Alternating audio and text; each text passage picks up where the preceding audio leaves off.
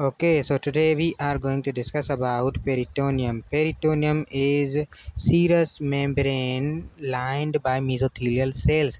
Peritoneal cavity is the largest cavity in the body, and peritoneal membrane is divided into two types of the peritoneum. One is parietal peritoneum, which covers body wall, is known as parietal peritoneum, and another is visceral peritoneum, which covers viscera. So the space between these both of the peritoneums is known as peritoneal space.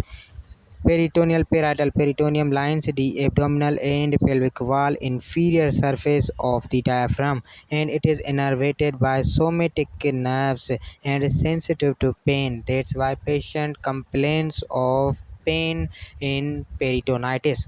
Inflammation of the peritoneum. Patient complains that there is pain in the abdomen. Generalized diffuse pain is complained by the patient. So another peritoneum is visceral peritoneum, which covers viscera and lining of the viscera. It is innervated by visceral nerves and is relatively insensitive to pain. So patient do not complain of pain in visceral peritonitis. So functions of peritoneum. What are the functions of the peritoneum? It is pain perception in parietal peritoneum, visceral lubrication by peritoneal fluid. The space between both of the parietal and visceral peritoneum is known as peritoneal space, which contains peritoneal fluid, which functions as lubricant. Visceral lubrication, fluid and particulate absorption. Fluid and particulate absorption is performed. Inflammatory and immunological response is also function of peritoneum. There is fibrinolytic activity.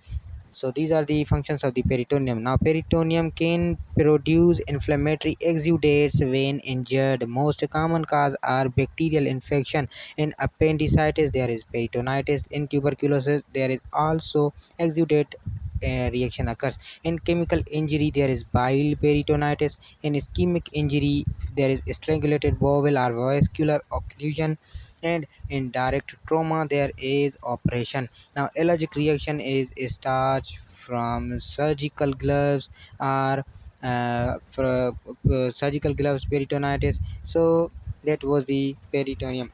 Peritoneum can produce inflammatory exudate. This was the previous slide.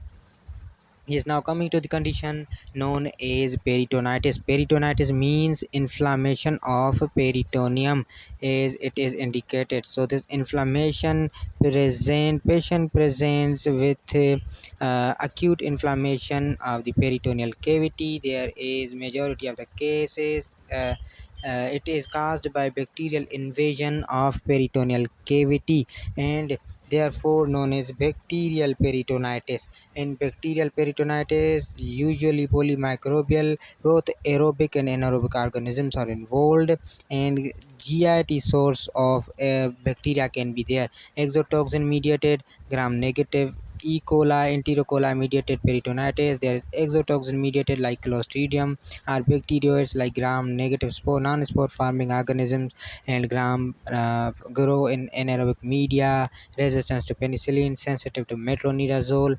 So that was peritonitis. Patient present with the pain and tenderness, with tender enlarged abdomen and generalized diffuse pain in the abdomen.